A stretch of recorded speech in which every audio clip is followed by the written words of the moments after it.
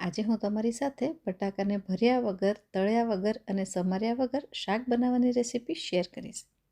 અને તેની માટેનો આપણે જે સ્પેશિયલ મસાલો બનાવીશું ને, તેને લીધે બટાકાની શાકની ગ્રેવી આટલી સરસ જાડી બનશે, બટાકા તૂટશે નહીં અને સરસ બફાઈ પણ જશે.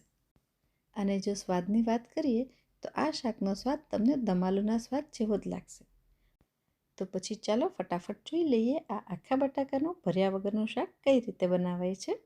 હું છું મમતા ભટ્ટ અને મારી ચેનલમાં તમારું ઘણું સ્વાગત છે. તો આ શાક માટેની દરેક જરૂરી વસ્તુનું લિસ્ટ મેં અહીં આપી દીધું છે.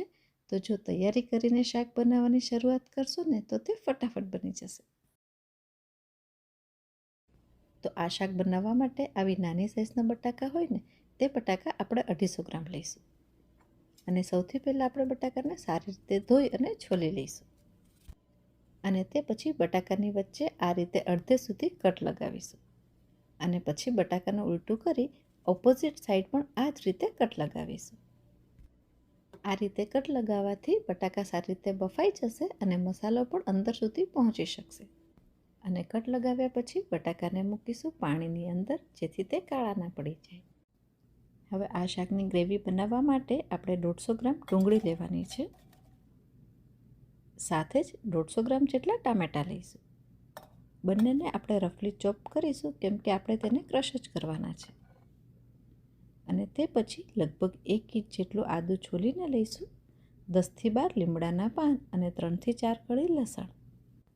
હવે આ બધી જ વસ્તુ એકદમ સારી રીતે ક્રશ થઈ શકે તે માટે તેમાં 5 કપ પાણી ઉમેરીશું, એટલે કોઈ પણ વસ્તુ આખી ના રહી જાય અને એક સરસ સ્મૂથ પેસ્ટ બનીને તૈયાર થઈ જાય.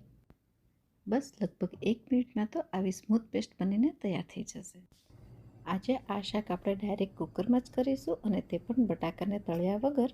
તો કુકરમાં મેં લગભગ 3 ટેબલસ્પૂન જેટલું તેલ લીધું છે અને તેમાં એડ કરી છે 5 ચમચી જેટલી રાઈ, 5 ચમચી સૂકી મેથીના દાણા, 5 ચમચી જીરું, 1 તમાલપત્ર, 3 લાલ સૂકા મરચાં, ના હોય તો સ્કીપ પણ કરી શકો, 1 ઇંચ જેટલો તજનો ટુકડો અને લગભગ 5 ચમચી જેટલી હિંગ. ગેસની ફ્લેમ મીડિયમ રાખી બધી વસ્તુને લગભગ અડધી મિનિટ સુધી સાતળીશું. અને તે પછી તૈયાર કરેલી પ્યુરી આપણે તેમાં એડ કરીશું. પ્યુરી વેસ્ટ ના જાય તે માટે જગમાં લગભગ 5 કપ જેટલું પાણી ઉમેરીશું અને બધી જ પ્યુરીનો ઉપયોગ કરીશું. હવે તેમાં એડ કરીશું 5 ચમચી હળદર, અડધી ચમચી જેટલું લાલ મરચું, 1 ચમચી ધાણા જીરું અને 1 ચમચી મીઠું. મીઠું અને મરચું તમારા સ્વાદ પ્રમાણે વધારે અથવા ઓછું લઈ શકો છો. હવે બધી જ વસ્તુને આપણે સારી રીતે મિક્સ કરીશું અને શાકનો કલર એકદમ સરસ લાલ આવે ને તે માટે તેમાં 1 ચમચી જેટલું કાશ્મીરી લાલ મરચું એડ કરી ફરીથી તેને મિક્સ કરીશું. અને જો કાશ્મીરી મરચું કદાચ ઘરે ના હોય ને તો તમે સ્કીપ પણ કરી શકો છો. હવે આ ગ્રેવીને આપણે ઉકળવા દેવાની છે. તો લગભગ 3થી 4 મિનિટ ઉકળવા દઈશું અને તે પછી તેમાંથી જ્યારે આ રીતે બબલ્સ આવવાના શરૂ થાય ને ત્યારે ફરીથી એકવાર તેને સારી રીતે મિક્સ કરીશું. અને આપણે આમાં જે ટેસ્ટ એડ કર્યા છે ને, એટલે કે મીઠું, મરચું, ટામેટાની ખટાશ, તે બધા જ ટેસ્ટને બેલેન્સ કરવા માટે આપણે તેમાં 1 ચમચી જેટલી ખાંડ ઉમેરીશું. ફરીથી તેને સારી રીતે મિક્સ કરીશું.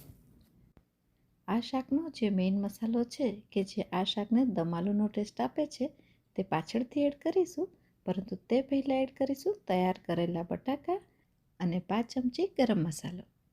આ મસાલાની લિંક હું નીચે ડિસ્ક્રિપ્શન બોક્સમાં મૂકી દઈશ, તો ત્યાંથી તે તમે જોઈ શકશો. અને સારી રીતે મિક્સ થઈ જાય તે પછી એક્સ્ટ્રા પાણી એડ કર્યા વગર જ કુકરને ઢાંકણ વડે ઢાંકી અને કુકરમાં ફક્ત 2 વિસલ આવે ને ત્યાં સુધી આપણે બટાકાને બાફી લઈશું.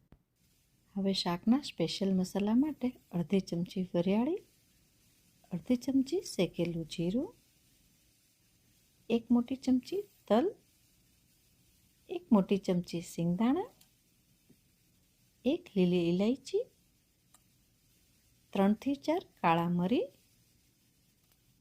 અને પછી આ બધી જ વસ્તુને આપણે એકદમ સરસ પાવડર બને ત્યાં સુધી ક્રશ કરી લઈશું. તો બસ આપણો આ શાક માટેનો સ્પેશિયલ મસાલો બનીને બિલકુલ રેડી છે. તો હવે આ મસાલો સાઈડમાં મૂકી અને શાક જોઈ લઈએ. ગેસ બંધ કરે લગભગ અડધા કલાક જેટલો સમય થઈ ગયો છે અને તે પછી આ રીતે સીટી ઊંચી કરીને જોઈશું. તેમાંથી જો એર બહાર ના આવે તો આપણે કુકરને ખોલી દઈશું. સુગંધી તો બહુ જ સરસ આવી રહી છે અને તમે જોઈ શકો છો કે શાકમાંથી તેલ પણ છૂટું પડી ગયું છે. તો એકવાર તેને મિક્સ કરીને જોઈએ તો શાક નીચેથી બિલકુલ જ દાઝ્યું નથી અને લાગે છે કે બટાકા પણ બફાઈ ગયા છે. પરંતુ એકવાર તેને ચેક જરૂર કરીશું. શાકનો જ્યારે સ્પેશિયલ મસાલો આપણે તેમાં એડ કરીશું ને તે પછી ગ્રેવી ઘણી જાડી બની જશે. તો ચપ્પાની મદદ વડે આપણે બટાકાને ચેક કરીશું.